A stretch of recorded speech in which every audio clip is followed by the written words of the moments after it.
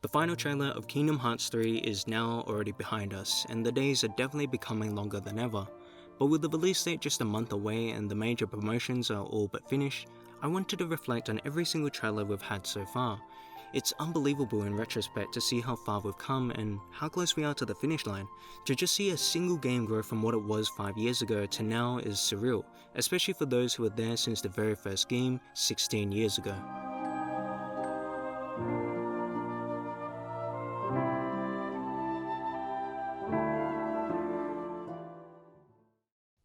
On June 2013 at E3, Sony announced Kingdom Hearts 3 for the PS4 and Xbox One, a day I will never forget. It was shown after Nomura's current project at the time, Final Fantasy Versus 13, but was rebranded at the same event to the main numbered title, Final Fantasy 15. It was only 1 year before that we got Dream Drop Distance on the 3DS, and we'd be getting the 1.5 Remastered Collection on the PS3 in a couple of months. This was at a time where the franchise was extremely active, releasing games very frequently, and to finally see a main numbered title, the true sequel to Kingdom Hearts 2, one of the most beloved games of all time, come to life was breathtaking. It had a powerful build-up of all the wonderful experiences that we've had with the series so far, narrated with Sora's pivotal decision at the end of Birth by Sleep, along with a beautiful orchestral of Simple and Clean playing in the background.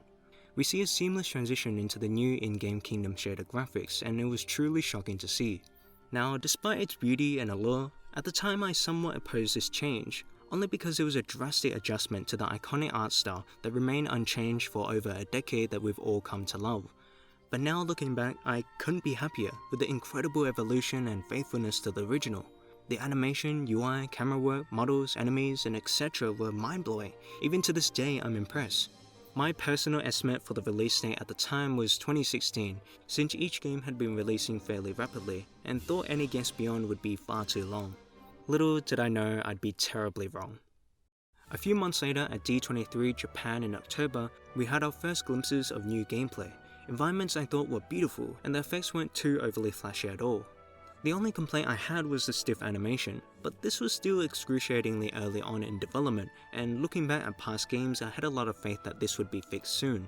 We got our first look at Keyblade transformations, attraction flows, and Hercules Titan boss fight, which utterly blew my mind. That sequence completely sold me on the new art direction. Then 2014 hits, and like the community likes to call it, it was a dry season of development for KH3, but there were certainly critical reasons as to why. Nomura had decided to reveal the game very early on for the fans, and this was also when Square was switching from the Luminous engine to the Unreal Engine 4, which would have made huge changes behind the scenes, and the workflow would have been entirely different to what the team were used to. But we did get Kingdom Hearts 2.5 as well as a teaser at the end of one of the trailers at E3. The conversation between young Xehanort and Ericus, which despite lacking in visuals, was exceptionally intriguing, and I loved the reveal of this exchange. The instrumentals, mood and pacing were really powerful, and still memorable even to this day. Later that year came the infamous Kingdom Hearts 2.5 launch event at Burbank and London, where those who attended got to see an exclusive trailer shown behind closed door. Even to this day, it hasn't been revealed and probably won't ever be. A new world known as Cable Town was revealed, 3 new types of Heartlesses were shown, as well as the early stages of the double arrow gun and magic launcher Keyblade transformations. At the time I was confused and annoyed, much like the rest of the community, and it was a rather painful tease.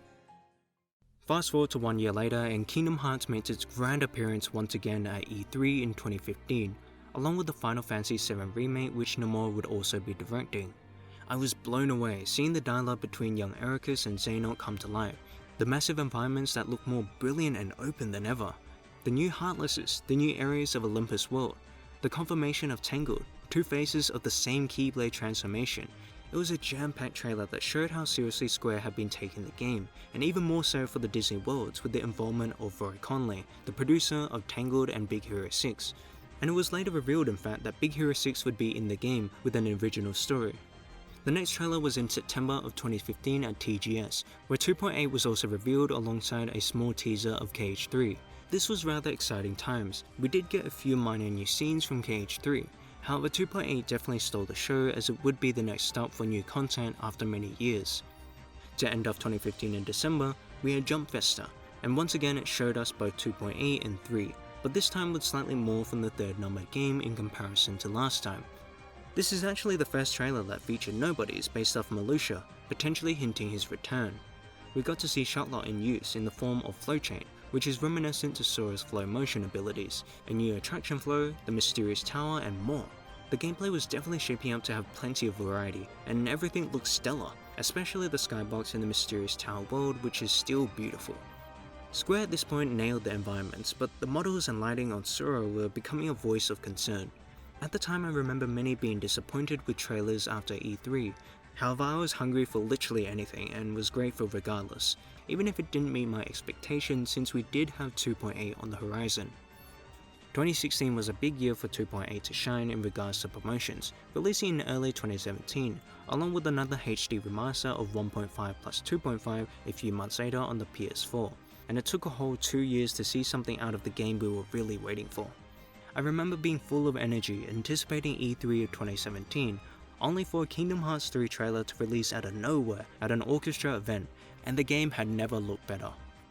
Sora diving headfirst into the majestic open world of heaven in Hercules was about the best way to say Kingdom Hearts 3 is back on top, ready for action. I still get goosebumps from rewatching this sequence, and the soundtrack was one of the most hyped from Yoko Shimomura yet. We got to see a new Keyblade transformation counter Shield, looking absolutely insane, another party member outside of Donald and Goofy, a cutscene with Hades, Maleficent, Pete, new areas of Mount Olympus, the updated reigning look of the Titan battle, second form, Xemnas, Ansem, and hints of Roxas's return, ending off with the announcement of a new world and trailer in D23 2017. It was such a satisfying trailer to ease our impatience and to give us something new, since they wouldn't be at E3. This was the first time Square Enix officially announced the date of the next upcoming Kingdom Hearts 3 trailer, so we knew this would be something special. July 15 D23 2017 came around, and it did not disappoint, with my favourite Disney World reveal yet, Toy Story. The Kingdom Hearts segment of the event began with the last orchestra trailer, which really felt like a cheeky tease, but the 5 minutes of trailer that we received after was well worth the wait.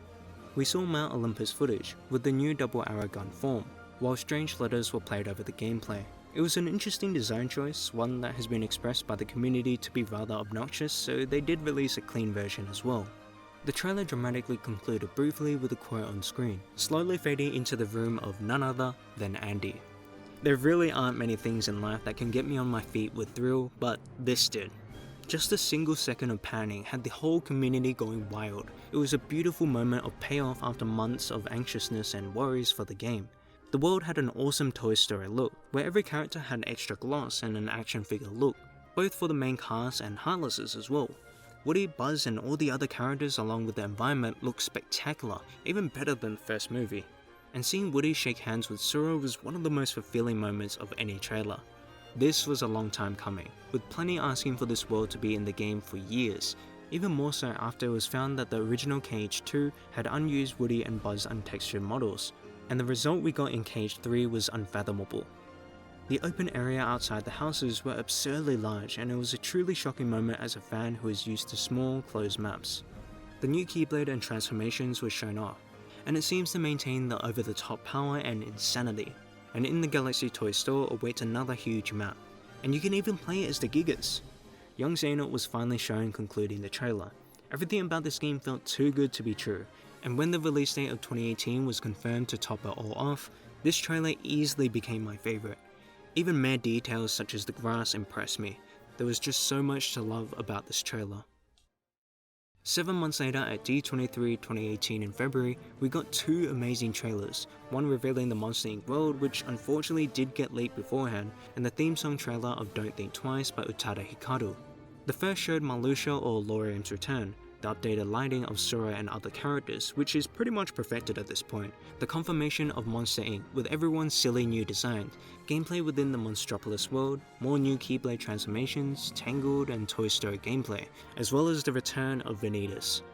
The theme song trailer was also wonderful, showing off a montage of gameplay and cutscenes, and at this point it had been years since I'd heard Utada Hikaru's music. My reaction to it was a 10 out of 10, I loved it.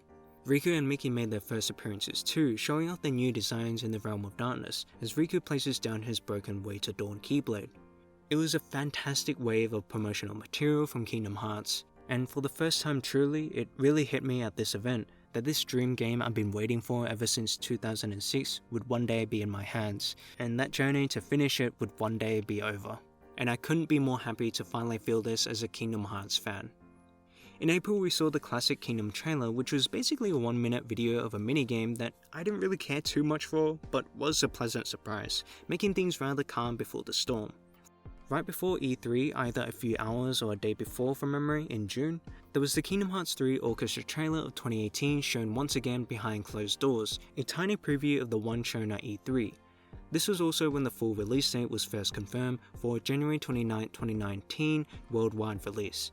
Where yes, the game was unfortunately delayed, but likely not by much, so I was still content overall. Then E3 2018 hit, and oh my, did Square pull no punches. There was literally too much to talk about, and I was completely drained from all the hype surrounding this time. This event will probably go down as one of the most memorable I've ever had for a Kingdom Hearts game, and it will be near impossible to top it. I will talk about all the trailers together in one group rather than individually. All the major elements of what we got at E3 was the reveal of the Pirates of the Caribbean, Frozen, Luxine, Luxor, Xigbar, Lee, Kyra's new design, the progression of Roxas's return, and of course, the greatest of all, Aqua's fall from grace. This isn't even half of what there were in these jam-packed trailers, which is just a testament to how hard Square let loose for their fans, and I was completely flabbergasted by the end of it. It was a huge rollercoaster of emotions, especially with Aqua's tragic reveal, which single-handedly turned the community upside down. The game actually won several awards at E3, becoming the most discussed game, as well as the most well-received out of all of E3. A remarkable achievement for a Kingdom Hearts game, but one that was well-deserved. After this, I was an emotional train wreck, and was completely full with satisfaction until release, for the first time in the history of KH3's development. But somehow, there's still a whole lot more. At TGS in September 2018, we got 2 trailers from Big Hero 6. The city of San Francisco and the Golden Gate Bridge were sights to behold, and it was about time that we finally got something from this movie after being announced 3 years ago with only a single piece of concept art. Gummy ship gameplay and customization were also seen in play. Xehanort's first appearance was also shown, as well as Roxas, Demyx, Vexen, Data or Replica Riku, and Ventus, rapidly displayed in quick succession. The Keyblade Graveyard for the first time was presented, a snippet of what we've been expecting for years. I really didn't have much more in me at this point to be any more excited than I already was. I was and still am already full from the amount of content at E3, and they somehow kept on raising the bar of anticipation and proving my previous worries wrong. The Luca 2018 trailer was a small but joyous video of just more gameplay. The greatest thing to note for me was the soundtrack, which was magnificent and exciting as always. In November, just over 1 month away, we had the Winnie the Pooh trailer, which honestly is among my favourites just for that reason alone. KH1 and 2 always had such an endearing story with Pooh, and I couldn't be happier to see its return. The greatest parts to note were the new mysterious original world with Chirithy and dozens of clones of Sora running about. The return of the 1,000 Heartless-like battle, except with the addition of Dream Eaters and Nobodies, and the gathering of all the 13 Seekers of Darkness, narrated by Xehanort's new voice. I initially didn't really like the new voice and only found it to be average. It felt like a major step down to the legendary voice that is Mr. Nimoy. However, in the last trailer, I did enjoy the actor's performance more. On November 20th, a rather hilarious one to me since it felt more like a movie trailer, with the epic narration over the footage, that focused much more so on the Disney elements, since I'd assumed this was directed to newcomers from theaters to pick this game up. It was a fine trailer with no large surprises. At this point, trailers were hitting us left and right, and with me being so used to the little content from the early days of development, the undying and desperate yearning was at last quelled. As a result, my hype became all but staled, as all the new promotions became blurred lines to me. I was quietly patient for the game and really didn't urge for much else. That all changed with the opening trailer on December 9th, which by far gave me the greatest emotional reaction this year. I was really busy contemplating whether or not I should watch this, but before I knew it, I was watching it with a close friend of mine. After all the years of seeing the ravishing CGI openings, I already knew that this would be extraordinary. I was shocked at first with the new art direction being rather similar to the in-game graphics, rather than what they went for in 0.2, but either way it looks dazzling and suitable. The theme was also captivating with Utada Hikaru's vocals easing in, almost as if reflecting on the journey so far, then building up to Skrillex's EDM style for an all-out war. It was a hype opening filled with energy. To my surprise, I found out that people didn't really like this theme at all. This was due to Skrillex's influence, but I couldn't find it in myself to hate it at all. I loved it. Every opening has been out of this world in the type of style it's made in, at least compared to what I listen to, and this was no different to me. I'd say it was executed wonderfully. I will add that I really want a slower endgame version of this, since I generally enjoy the end themes more, which might be unlikely with the existence of Don't Think Twice, so maybe we could get a slow instrumental arrangement, which would be awesome. Either way, this was a kick-ass song to begin the game. The transitions, action sequences, symbolism, lighting, and so much more were gorgeous. Seeing so much of my childhood summarized in a Kingdom Hearts opening left me beaming. I love this trailer, and I'm pretty thankful that this wasn't the full one, which I'll be so enthusiastic to see. I even talked to my mum analysing this trailer for a straight hour or two, and talked to friends that don't even play this game for another 4 hours or so, believe it or not. It even had a lifestyle impact on me. Ever since this trailer, I've legitimately felt motivated to start my day, and have magically fixed my sleeping schedule. To me, this was equally my favourite trailer as the next one, which both holds the top 2 spot. At last, we have the final battle trailer, the most intense and dramatic one yet, and I think it's undeniable the most emotional and darkest of all. The Keyblade War is the biggest focus of this trailer, showing the re-emergence of Kingdom Hearts itself for the first time in years, engulfed into darkness, Aqua's fall from grace, and the gathering of a few Seekers of Darkness on the 13 available pillars, while being narrated by Sora along with the Face My Fear theme song. Gameplay sequences commences with a few familiar and new foreboding Disney cutscenes showcase. Then it transitions to the overarching story cutscenes, switching to the Don't Think Twice theme. Shion is referenced, Anton the Wise returns, Vanitas faces Sora, Chirithy and Sora converse in the mysterious world once again. The Keyblade War reaches its peak, with Lee seemingly defeated by Isa, Xemnas, and either Shion or Roxas. Dark Chains encapsulates Sora and Ven, Donald knocked unconscious, and everyone taken away from Sora aside from Riku, the last one standing beside him as Sora grieves in a scream of defeat. This was pretty terrifying and heartbreaking as a fan. These cast of characters I've grown up with for a decade now, and their stories have touched my heart many times. To see the happy-go-lucky Sora finally breaking was especially tough, and shows that the writers would not be holding back in the final entry of the Xehanort saga. And finally we have the massive, beautiful looking Scarlet at Kylan world, as 12 identical figures who are most likely Xehanort's vessel come together in front of Xehanort, probably about to fuse, as Sora seemingly faces off against the antagonist by himself. Nothing has made me more thrilled than to see this ambitious but divine looking scene, which is another prime example of how little we know about endgame territory. The entire fanbase, including myself, went nuts at this trailer, and what better way to conclude the major promotions than this utter masterpiece. Well, that about wraps up this video. I know that there are plenty of other minor trailers I missed and details with the discussed trailers that I skimmed over, but I didn't really want to make this too long or present this as an analysis, but rather a reflection or retrospective on the journey of the development. I hope you guys enjoyed this as much as I did looking back in history, and honestly it already feels nostalgic after many years of waiting. Absolutely can't wait for Kingdom Hearts 3, I think it will be an amazing game. Anyways, until next time, I'll see you later.